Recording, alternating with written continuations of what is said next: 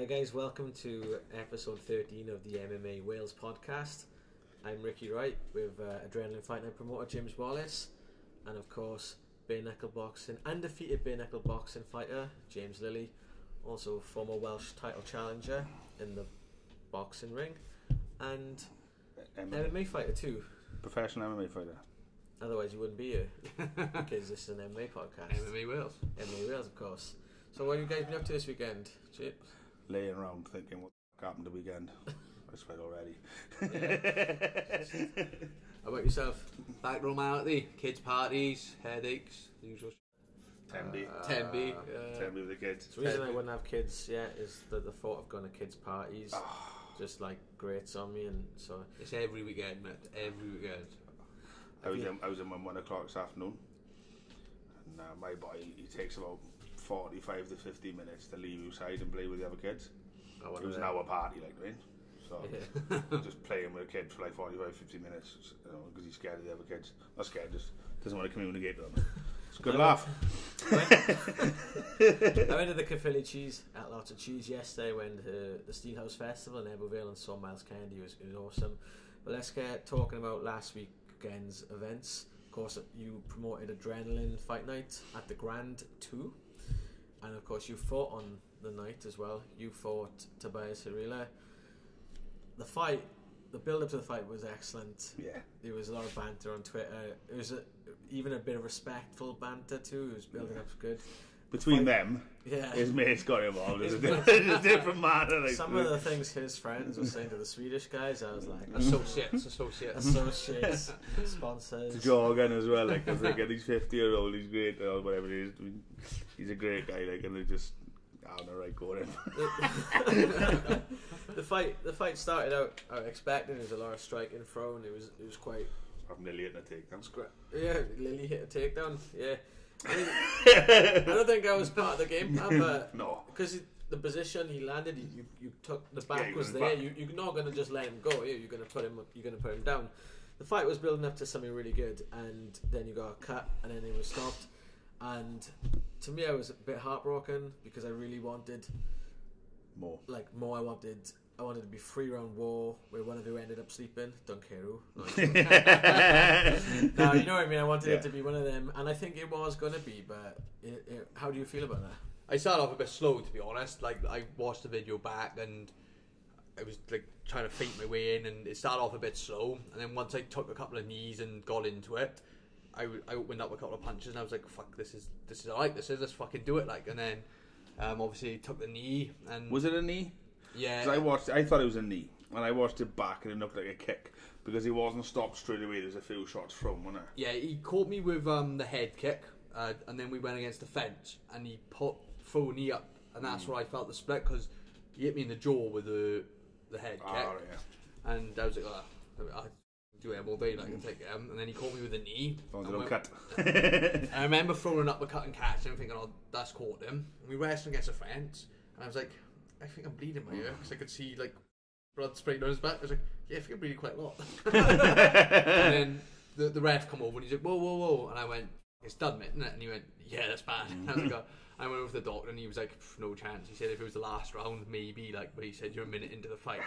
It's where it was. I mean, when I looked at it, the blood was coming in that way, but there was some like floating around the eyelash when I got it. So it's like, you know, if they dry that up, the blood could run a different way, and then it goes in the eye. If the cut was below the eye, probably would have been right, I mean. But I say, yeah, it's one of them. I think if it was like a bit further into the fight, I might have got away with getting another round out, but it was like a minute in, wasn't it? So I was a bit disappointed because it was of the build up. It was a little bit disappointing. I started slowly, but I think, you know, it's part of my game to take a few blows before warming up. Like, it's just the way I am, you know, and hoping we can do it again, to be honest. Well, you both got things coming up now. He has a fight on his home show against a Norwegian out in Sweden, and then you've got a bare knuckle boxing match in the schedule. Yes. Once them out the way, would you like to go for have another crack at Tobias in on one of the Adrenaline shows? Yeah, definitely. The reason I took a bare knuckle in September is I'm going away mid-September, and then I know James has got 2 shows later in the year. I think one's October and one's December, isn't it? At the moment, so yeah. I'm not going to be able to fight in between. So this is probably going to be my last bare knuckle of the year, and then I'll be taking the 2 MMA. But I'm not going to just concentrate on like the bare knuckle. I'll be up here all the time doing the ground again, showing more takedowns off. Is that something you've kind of started to really enjoy now, the ground work? To be honest, when like my first foray into MMA all them years ago, it used to be like, you know, boxer versus karate, boxer versus jits, and I never used to bother. I used to go up Chris Reese's, I'd have 17-year-olds choking me out, and I'd be like, put the gloves on, put the gloves on. You know, it's different. But since I've come back into it the second time, and especially since, you know, I've been coming back up here, you know, I respect a lot more. We're always training the grappling, and we're always training MMA now. So it's not just striking where I could beat boys up all day. You know, I done loads of rounds with Brett, and you know, I was getting thrown up in the air and stuff. So yeah, I am enjoying it now, and you know, it was instinct with the takedown. You know, I wasn't thinking about it; it just happened, and I wanted to show. I mean, what else are you going to do in that position? You're gifted an opportunity there now. So I think the difference now as well, like obviously, when you're in a fight camp, you learn, but you're thinking about the fight. Yeah. So I think now you can be in a fight camp for boxing. Better than boxing, albeit, but there's only so much boxing you can do, realistically, in the gym, and then you can grapple and do MMA training out the season, if you like, but enjoy it and then learn. Whilst instead of having to learn specifically for one person, so you can enjoy it even more when you haven't got to fight boxers. Is what I mean. You know what I mean? In camp it's a little bit harder, isn't it? Yeah. You know? Also on the card, we crowned a new welterweight champion in Aaron Khalid. He defeated Jordan James, first round TKO. How do you feel the fight went? Did you... Yeah, good. I mean, like Aaron, to me, originally when the fight was booked, I thought, right, okay, so the further the fight goes, the better it's going to be for Aaron, because he's that kind of a fighter. You know, he's tough, he's durable. He ends up getting a submission at the end. He's pretty good at that. And Jordan is the rhino, isn't he? So, I mean, he comes out like that. I mean, it did pan out that way, as in Jordan didn't get the finish, and Khalid did, but it was just a lot shorter than. Yeah, you'd expect that chain of events over the full 3 rounds. Yeah, whereas it all happened in the first round. Because Jordan got tired quicker. Yeah, he started well. I watched it, like, because when obviously I was having my eye done upstairs, and someone came and said, "Oh, it's over." Jordan got fought. So I thought, "Oh, you know, he must not have been." When I watched it back, I was like, "Fuck, Jordan started right, you know, it's just." He got tight. I think, you know, his training wasn't as good as maybe you would like it to have been. And he got Aaron turned it round quicker. Yeah, basically. But I mean, Aaron's great. I mean, you know, he's a good fighter, and there's no two ways about it. And he's only had hard fights. You know? No, I don't think he's ever had an easy fight. The first time I seen him fight, as I said on the last podcast, he fought a guy called Matt Hughes, who's had exactly the same style as UFC Matt Hughes, just kept slamming him on his head, and I just thought, wow, this guy can take a beating, and he's got so much heart. Years later, he's got the training and the background to do really well in the sport now. So it also helps when you're a pro welterweight in a gym with a good pro welterweight as well, Liu Long. Yeah. It's rare that you get teammates of the same division as you, really, isn't it? You know, when you're talking areas. So I mean, that's really handy for sparring, I suppose. Yeah, that's it. So Aaron, is there any chance of him defending his belt on the upcoming shows? I mean, he's fighting on the next Cage Warriors in September, but after that, is there a chance of him coming down to Swansea? I'd love him to fight in the Christmas show. I mean, obviously the October show's written off because the Cage Warriors is the week before. Thanks for letting me know, by the way. I'll just change in my diary now. But normally I put it on Facebook and then you just book yourself in. And it's on Facebook. Professionalism, yeah. we got October the 6th, which is Tembe. And that's not happening now. No, it is. Oh, right. But no, that's happening. What I mean is Aaron can't fight tonight because he's fighting the week before. Oh, I got you. So it's not cancelled. Sorry, that's right. Cool. I'm with you now. It's not cancelled. And then December, then it would be good to get Aaron on. It obviously depends what he's got going on. There's quite a lot of fights. So, like the welterweight scene in Wales, obviously, who would be the right opponent for him? I don't know. I mean, it hasn't got to be a Welsh guy. That's true. I had 2 people message me. I know definitely one of them, which won't happen in December. Robin Roos. Robin Roos, of course, the amateur world champion. Recorded a win last weekend against Will Davis. Who looked really good. To be fair. He looked phenomenal. Like, they fought each other earlier on this year. Closer fight, you know. And the amount Robin has improved since then, it was like... he was on fire. And he's basically said he's going to the world. Can he fight Aaron after it in his pro debut? I said, look, get a pro win. But like, you can't argue with, like, people say, oh, no, he would, even then he's only had one pro fight. So look at it this way. Amateur champion already. Yeah. So, go on now. He's the amateur champion already. Yeah. Had, 20 odd amateur fights, all at pretty good high level around the world. Yeah. And he wants to fight out. No, you can't argue it would be a hell of a fight. Yeah, it'll be a brilliant fight. That's what I said to you tonight about, we were talking about it before, and like, you look at Lomachenko in boxing, he had 300 amateur fights, double Olympic champion. Second fight, he was fighting for a world title, 12 rounds. Exactly. Yeah. How much more experience does he need? Like, you've had 300 fights, you've had more fights than some people who've been pro for 20 years. Like, so Robin coming off the back of the Worlds as well. I mean, if he wins the thing, he's going to be the world champion. Yeah, he could. So I mean, he was on a run to win the Euros, wasn't he? And then he had a pretty stinking decision, didn't he? Yeah, decision didn't go his way. And a lot of people there that day said he should have got the nod. He was hitting cleaner shots, but the other guy was pushing the pace. But if you know judging criteria, it's not about who pushes the fight; it's about who's closer to finish in the fight. So who's hitting the person, basically. I know there's a lot of people upset about that decision out in Romania. I was there, so I see the uproar. I only watched the highlights, and you can't go by highlights, but Malcolm Martin was commentating and was basically shocked at the decision. I'm like, trust what he says. So Malcolm knows his stuff. Yeah, so that'd be a good fight anyway. Yeah, it's a 2-1. I'll defend that if people say, if people go online and say, how can a guy with no pro fights fight for a title? Well, I've seen worse people fight for pro titles. And I don't think you fight Aaron without a pro fight, because as soon as they turn pro, they want to fight, don't they? So I mean, you fought for the Ping Pit title on your, was it first or second fight? Second fight. I mean, I stepped in to replace someone. Yeah.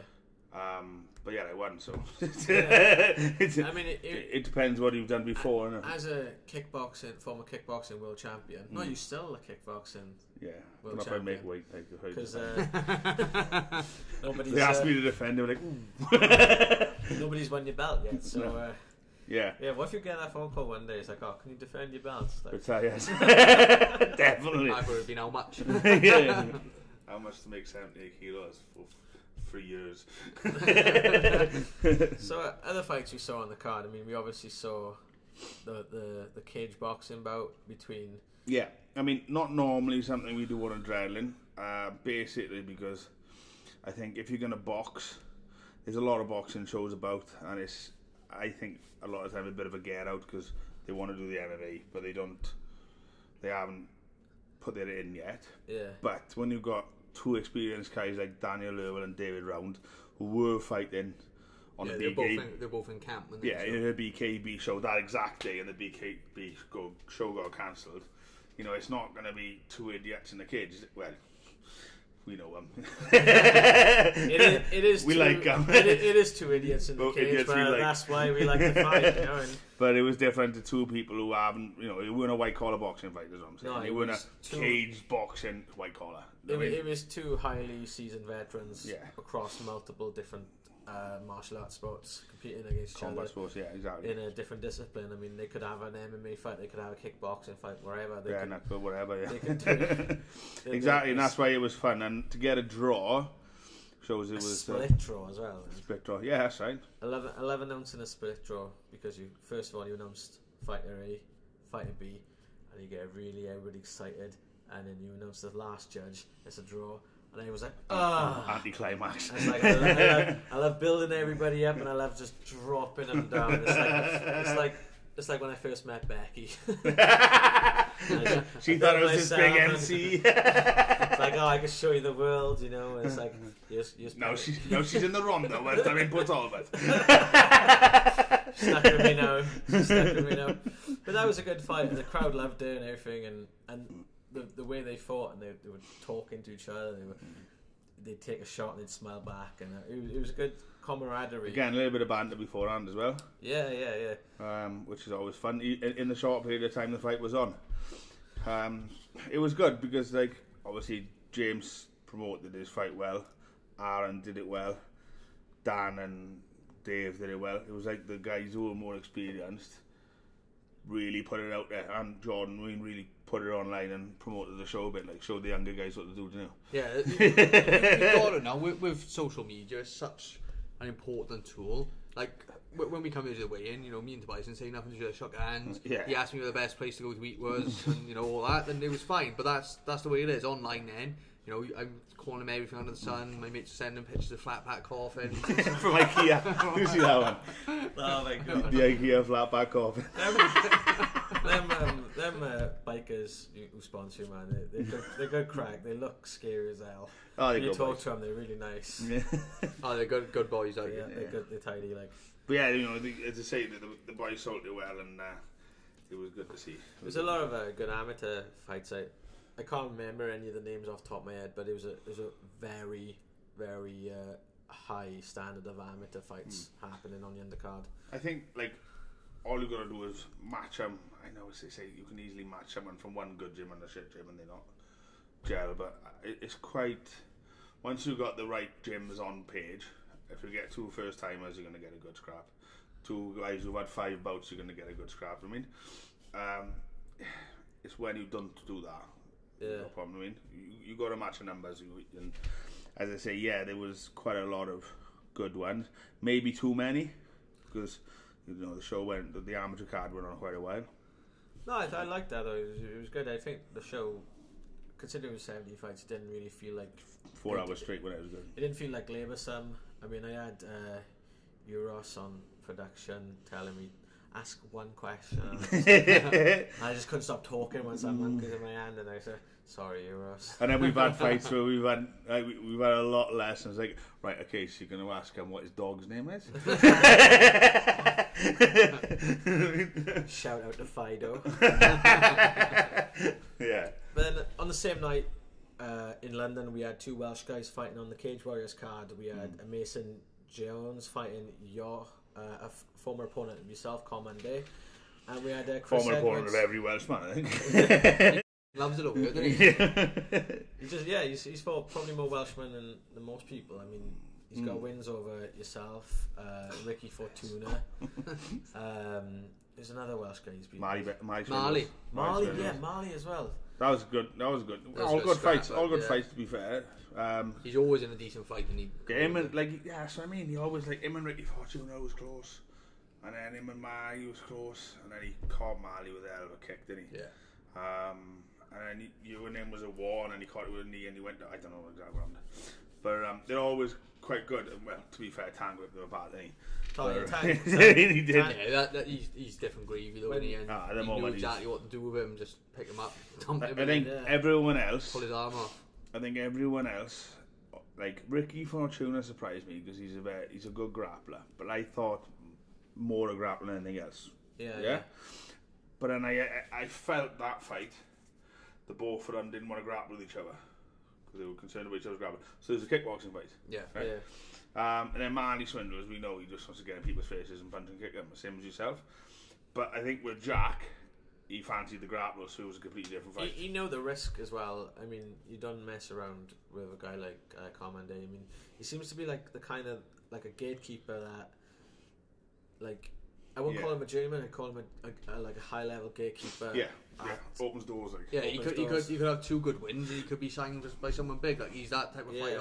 Or you could have 2 losses, and then he's down there. Like. So with Mason Jones winning a decision over him, I think that's a good step up for Mason. He's yeah. I was surprised when I saw that fight announced because obviously being a featherweight, but people said the Commandant looked good at lightweight. So yeah, and then Chris Edwards, I can't remember the name of the guy he fought. Find out for me, but it's good to see Chris. I think he's on a 5-fight win streak now, which is which at one point in his career he was on a 7-fight for years, isn't he? Oh. He's still only 23. Is he? I think what someone saying he's the first person to have a contract. Oh, that's what happened when I was down Morrison A&E. The nurse was like, "So, have you had any other cuts from fighting before?" I was like, "Yeah, it was 12 years ago." I'm old. I was like, it was 12 years ago my last cut. Yeah, that's good. So like Chris Edwards he was on a 7-fight losing streak, and it's kind of like he's bounced back now. I think 4 or 5 fights on the bounce. He's back in the bantamweight. On the scene in a big way now, and which is a problem when you're Jack's teammate and he's going for the title. So you go like with Tallulah Combat at the moment. You got Jack Shaw, you've got Josh Reed and Chris Edwards, all in the bantamweight title mix on Cage Warriors. I mean, neither are going to fight each other. There's a brotherhood up there, but I mean, I can see Jack. I can't see Jack winning the title and sticking around for too long. I mean, he's already knocking on the UFC door. There's been rumours that he's been approached. That's all I've heard is that he has been approached, but his management of Cage Warriors basically. He just signed another contract with Cage Warriors, and I think he'll see up that contract and then go to the UFC. I mean, he's too much. He's too class not to go to the UFC. Yeah, I mean, I don't know. Like, did he sign 4 fights? I think 4 or 5. I mean, obviously, with his management being the same people that run Cage Warriors, they're not having a problem with going out. Not stopping, they? No, and I think that the Zuffa clause, as they used to call it, would be in the contract. But not that it is Zuffa anymore. I mean, I think he probably have a couple of fights. So again, I think it's a great. Chris Edwards, as you said, he's on a really good run at the moment. Luca Levine is the guy he fought. He won this. I thought that was his real name, man. I thought we were looking up his age. Oh no. So he's on a 4-fight win streak. Didn't say his age. 5'5". He was tiny. Like Chris looked massive in the fight. He looked like Chris looked huge. I mean, he never does he normally? You just get a little spat of flyweight. That bloke was a little powerhouse, and in the end, Chris won a decision, but the guy got 3 points deducted in the fight, which is unheard of. Yeah. The first was for grabbing the fence, and to have a point taken off, it's got to be persistent. And for 2 points taken off, he got need to the head of a down opponent, which affected Chris. To have 2 points taken off, because we've learned this. We've been on a course. We know everything. You got to do something intentional, an intentional foul, and the foul must do significant damage. So you got it's like more or less a point. Able to affect the fighter. So am I meant to know these rules? Yeah, well, a little bit, but just don't need people. Just don't need people in the head when they're on the floor, mate. You're right then. That's the base. That's the to it. From what I gather, Chris wasn't pleased with his performance, but a win's a win, and he moves on to the next. Now he's on the upcoming Cage Warriors card against Brian Boland. Ooh, tough one. And that's a great fight. I say Chris will have to be on his top of his game for that, but he's earned it. He deserves it off the back of them 4 wins. Good for him. I hope he gets the job done. Chris, he was having a lot of fights in a short period of time. Then had a break and come back doing the same thing, but now he's really excelling. And it's like perhaps the break done him good. Sometimes when you got family and stuff, it does do some good, doesn't it? Yeah. Fighting is the break for me. When are you going to retire? 18 years. We've had some massive news in Welsh MMA this week as well. Lewis Long, who was on the show last week, has become the first Welshman to sign with Bellator FC. Lewis, being the most high maintenance man I know, I hope they can deal with his shit better. High maintenance person, even. I just hope they can deal with him, his demands, But good for Lou. I mean, he's worked hard. I mean, he's been knocking on the UFC's door. He's been waiting around a while, hasn't he? Yeah. I remember when you guys come on the other podcast. You can see what it's called. We don't care. I remember if we called the TV show something different. Talking Heavy on it. talking heavy talk. Heavy. That has effectively we done anyway. And he was saying he was waiting for news of a title shot. What was that, a year ago? Yeah. And he was just, I know he had the upset loss, didn't he? But then he was just waiting around, wasn't he? He was getting promised stuff that never happened. And it seems to me though, Bellator have signed 22 British and Irish fighters in the last week. Yeah, they lost my number. So yeah, they're obviously planning a massive surge on the UK market. I'm expecting like 4 or 5 shows. But they're smashing them in Dublin and around London a minute, so yeah, maybe one in Cardiff with Lou as the figurehead. Could be. You never know. So I'm expecting something big from Bellator, and hopefully Lewis is right in the mix. I mean, the talent pool in the welterweight division in Bellator is scary. I mean, you got guys like Michael Venom Page, Paul Daly. They're doing an 8-man, eh? Yeah. Is it an 8-man or? Yeah, 8-man Grand It's a spread over a number of shows. And of course, like Rory McDonald, he's the champion. Don't go on 8-man now. That's what they say. They say like the top like 1% of fighters meant in the UFC, but you have got some guys who you could arguably say are the best in a division outside it, in like Bellator. Well, some of them are stepping out, and basically because they're getting more money in Bellator and places because sponsors and shit. Yeah. I mean, Bellator have signed a deal with DAZN, who basically give Eddie Hearn £1 million. What's it called? DAZN. I thought it was called DAZN. When they were thinking, I was like, how do you say it? DAZN, is it? Is it DAZN? That makes sense now. If they're giving Eddie Hearn $1 billion to recruit fighters, promote in America, I can't believe it's called DAZN. They're probably doing the same with Bellator, and hence all the signings. IKEA is called IKEA as well. So IKEA, is it? In Sweden, apparently. IKEA. What it stands for? Wow. It's called IKEA. It was on the radio the other day. Swedish House Mafia. So they were saying it's called IKEA. IKEA. On that note, we'll be back after the break. You can drink IKEA, can you? We're back. Are we? All right. Welcome back to part 2 of the MMA Wales podcast. I thought you were going to do it this time, but so yeah, we're a week away now from regular on MMA Wales podcast. Brett Johns having his 5th fight in the UFC. He's out there right now training in LA. Is it LA? No, he's Vegas, and he's in the UFC. No, yes. He's in Vegas. Yeah, he's in Vegas. He's in Vegas. His fight is in LA. Yeah.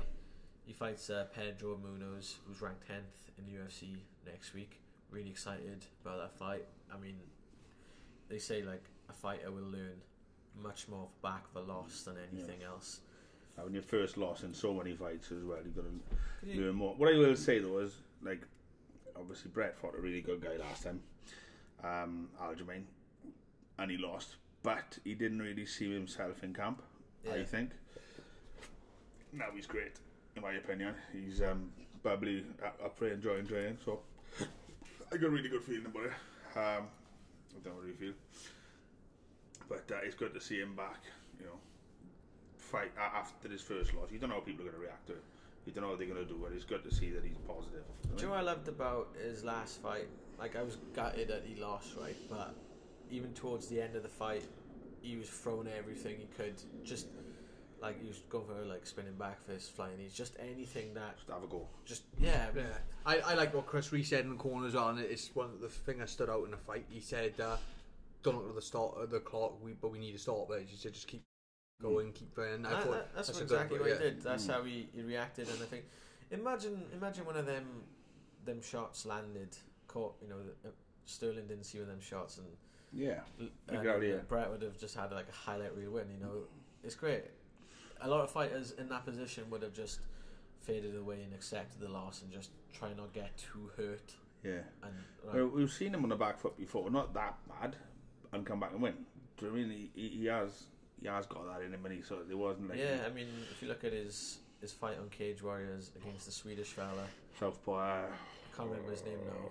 But Partly with a kick in our second, the first round. Didn't he? Yeah, he keeled over. And I was like, find his name oh, he's gone. And I was like, no, there he is. He's back. Faster Wi-Fi. Yeah, but that's right. Even in that tournament, Wright was like the outside chance when he fought in the Cage Warriors tournament back in the CIA Cardiff Motor Point Arena a couple of years ago. No one gave him a chance because you had some real killers in there, and he had the hardest draw in the first round, and he won comfortably after the kick. Well, after 8 rounds. As comfortable as you want to make 8 rounds of MMA. 8 rounds in one night. I'm kind of glad it went 8 rounds, because I was emceeing the boxing in Swansea that night, and I drove to Cardiff and I caught the last 3 rounds. No, I caught the last couple of rounds in. Because he fought Desborough in the final, didn't he? Yeah. Who was a replacement. So basically, he fought early in the night as the replacement fight for the tournament, and got a stoppage in the first round against Taimur Mukanoglu. Yes. So then, by the time Brett had fought, he'd probably had a pint and everything. So he'd been out a while, I mean. And then, obviously, he got called back in, and it was a split decision, wasn't it? But as I say, really close fight. But as soon as I walked in, and it was just like, yeah. I walked through the doors, and it was like, didn't even have a ticket. And I was like, do you know who I am? Sorry, it wasn't that guy. It was so late in the night, they just assumed that, why would anybody want to get in at this time? Yeah. Okay, you know, they didn't search me or anything, but I was glad to see the last thing win the title. I can't get internet to work. If anyone knows any decent Wi-Fi engineers.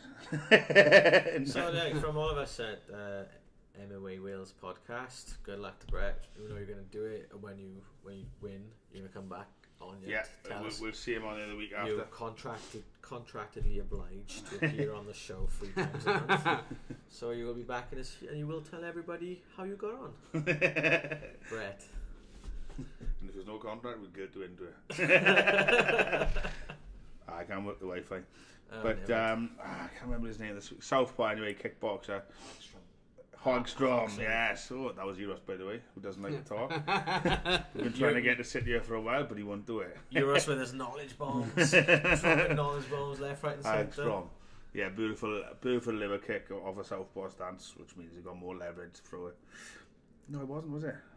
It wasn't liver, the other side. Anyway, he was hurt. He was hurt. And he came back, and you knew, like... Yeah. That's the thing. Throughout Brett's career, there weren't much... There weren't many times he was ever been on the back foot. No. If you look through his career, he's always seemed to dominate. So yeah. Yeah, but it's nice to see him firing on all cylinders. And you know, he lost to the number 9 ranked in the world. Now he's fighting number 10. It's not like he's fighting number 30. He's gone straight back in there, which is what a proper fighter does. And you see too many times now, it's like, oh, I'll have a loss, I'll fight a couple of bums. Get back up in, and you know it's too often you see it. But say fighters fight, and exactly. That's Brett. He's a fighter through and through, and he's going for the juggler. You see in boxing, someone loses a world title fight, and they're like, oh, I need a warm up, I need a 4-round warm up to get myself back in. And it's like, what a waste of time. It happens too often, doesn't it? Yeah, and that's where I'm at in my mindset now. I just like. You still want your war. Oh yeah, I want that. You still want your war. Give me the hardest guy you can give me, and just throw me in, and if it throw me in the deep end, and if chuck it about and see what happens. But so don't want to be paying £30 for tickets to watch you beat up someone. No, and again, that's why pro boxing hasn't really worked in Wales, because every time a promoter's come on the scene and tried building it up, well, this part of Wales, tried building it up, they've had homeboys fighting against people who step in last minute. Every one of the home fighters wins. They got to sell X amount of tickets. Blah blah blah. It happens once. Another show, third show, people are like, I'm not watching that. They get suspended for fighting MMA. Yeah. In the same venue, and their faces on the poster. Yeah, they're still up with the wall. It's about to take them down. Is this you? Whoopsie. No, it's my cousin. It's my cousin James Lights looks like me. But so again, fight was fight. Good luck, Brad. What else is going on, Rick? Well, we've come to the end of our agenda, so let's just talk about James. Alright, James, let's go. Alright, yeah. So you've got to... We'll stray away from MMA for a second. You've got a bare knuckle boxing match coming up. Who are you fighting? Where are you fighting? It's in the O2 in the Indigo Rooms. I'm glad you said that. Too many fighters, promoters. Oh, I put on a show in the O2 Arena. I'm fighting in the O2 Arena. It's like, you're not. It's the Indigo. Shut up. Yeah, it's the Indigo. I'm eventually gonna fight in the actual O2 in front of the 10,000, but yeah, definitely. The Indigo, it's a good venue. When I hate the Indigo. Do you? I thought it was alright last time. I hate Anyway, I went to one of the David Hay promoted cards. Joe Joyce fought Ian Lewison. That was a shit card. That was. Yeah, but That was at the MVP's debut, wasn't it, as well? yeah, I got in as a special guest, and it was free food and drink and a free bar. I was loving it. So I drove to London for the food. I did. I actually did. I drove to London just for the free food and everything. And Was it a buffet or? no, it was like people passing hors d'oeuvres around. Oh, it was banging. David, he knows how to. The boxing. But the boxing wasn't that bad because I kind of enjoyed the undercard fights, but I don't like the way the Indigo. If you sat up and there's a lot of blind spots up, and if you a lot of There's a people. big screen behind the ring, is it? Because Yeah, they do a lot of K1 and Muay Thai events in there. So One of the last cage orders was in there, wasn't it? yeah, that's Wasn't it the right. one on Saturday? Just in Yeah, there? that's right. But I just as a venue, as a. You're not a fan. Do you know if I was an MC at the venue, I wouldn't really care because I'm right next to the ring Yeah. anyway. And to be honest, if I was sat up in the, because I was sat up, I'm not used to sitting with all the heads. Do they know who you are? Like? Yeah, it's like I'll be ringside, like. Yeah, I know what I mean. It is, So I just think, from a perspective, but let's look at it this way. I want to watch AJ's fight in Cardiff. which one? Right, Dance? I did. No, what was the last one? In the Millennium. Oh, Yeah, Park, was it? As being Nishan. Yeah, Dash but- before you Was the one before that Taka? Tarkham, I think. When was that? November last year. Yeah, it was that one. Because it was Will Blade and Stag Do. So we all. I went there. I'm surprised I didn't bump into you. Well, it Well, was 80,000 yeah. people. Yeah, Big- it's James Wallace, man. He's an eldest man. No, I went in the stadium. We had like cheap tickets because everyone was like, "Oh, I can't." No, you're trying to get a Stag Do to buy the same tickets, right? So they're cheap tickets. I walked in there, and I couldn't work out on the big screen who the fighters were, let alone watching them. So I went home and watched it on my telly in the house. So like, you know, that's what stadiums are about. You know, big, Well, when you know. my mates went to watch Klitschko Joshua in Wembley, Yeah. and it was the same month when John was meant to be fighting in UFC London. So I was like, "Oh boys, I'm not going because there's someone else on this month." And they paid £110 for tickets. And I said, "Where were you?" He said, "Oh, do you know where the flaming A&G come down where he walked in?" "Yeah, next to that." "So what was your view of the ring?" "Then watch it when in the bar." I got quite lucky for the Anthony Joshua Carlos Takam fight because my friend George lives in London. He said you've managed to find £500 tickets for 90 quid each. There's 3 of them, so me and my Mrs. Wenny drove straight from London now. Nice. And we were like 16 rows from the front, and I thought, oh, this is great, you know, £500 tickets. But you're surrounded by like corked up piss heads, and you're right next to the aisle where the fighters come down. So every time anyone like walk down there, it doesn't matter if they're famous or not, everyone stands up and starts climbing over you. And my girlfriend still I hasn't can't learned to do drive. public, man. Yeah. No, I'm meant for this life. Kiss my hand, like put the red carpet down, and I'm there. Oh, Like I know. Back to Brett Johns again. He's I want to be the Joe Calzaghe of MMA. I want to bring MMA to the Millennium Stadium. No. No. The international, the motor point is just fine. Yeah. It's nice as man. I don't want to be sat row 90 of the Millennium Stadium. I went for Brett though. Yeah, when he fought in Belfast in his debut, I went over with well, everyone was like, "Oh, we're going over," and because there was so many people going over, to me it was like, you know, I wasn't going with one person, I was going with loads. That's why I looked at it. So I didn't book my tickets, and then all of a sudden everyone had booked them. Yeah. And you've got to book them online, and I was like panicking a bit. I was like, right, so I can't just get them off Brett like you would normally when someone fights. Yeah.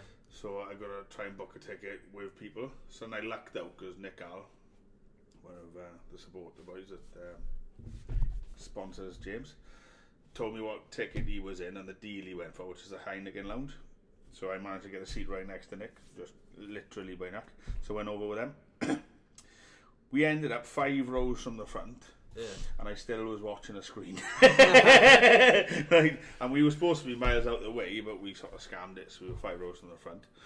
But Brett was on either the first or second fight, actually. He was on second fight of the night. And then I watched some of the fights on Fight Pass on my phone in the Heineken Lounge. But I don't know why the Heineken Lounge didn't have thing on the screen, like in the stadium. But yeah, I mean, it's hard. It doesn't matter how close you are. Sometimes in these big stadiums, there's so much going on you can't see. You can't concentrate. The O2 was good though for the UFC because you could see the cage from everywhere, and we were right up in the gods. Well, I was outside for work because she was having a panic attack because she's scared of heights. My girlfriend does that. Yeah. She got there and she was like, "What row are we in?" I was like, "Oh, that's alright. This, you know, you can see everything." She walked in. I was like, "Where's she going?" She got clinging to the wall. And I was like, "Oh." So we went down to the Sky Bar because we had O2 priority tickets. And if you look at the Sky Bar online, they got a big window that you can see the cage through. Yeah, the curtains closed. Unless it's in here, like. My girlfriend does that. We were at a drag show. Sorry, we were at like a biker festival. Yeah, that sounds right. No, I don't know. You call him bikers drag. we had a drag show. She started a panic attack, and then we had to see it. I had to calm her down. She was alright then once. So the drag queen or your missus? Is this got anything to do with heights or like? Yeah, I think it was. She says he was a height because she loves drag queens. I'm glad her mother's moved up to Wales now, so I don't have to take her to drag shows anymore. But then she's like, oh, you don't want to come to Bianca Del Rio next week? I want to come Bianca Del Rio.